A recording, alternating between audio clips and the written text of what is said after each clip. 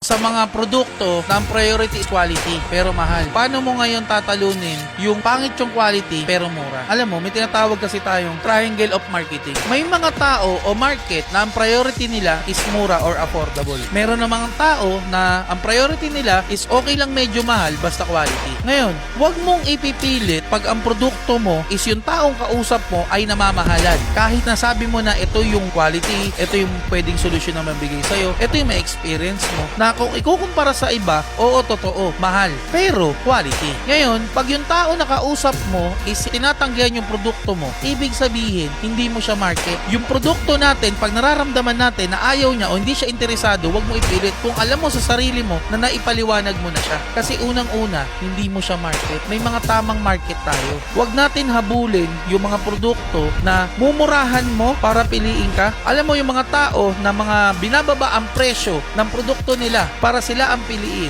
Yan ang maiisip ng mga taong walang maisip. Kasi yan ang pinakamabilis na way na gawin eh. Ibaba mo yung produkto mo, bakit sa'yo ako bibili? Kasi mas mura ako sa kanya. Hindi. Gandahan mo yung produkto mo. Ipakita mo na itong produkto na to is hindi hutong mura, pero ito yung mga may benefit mo. Kasi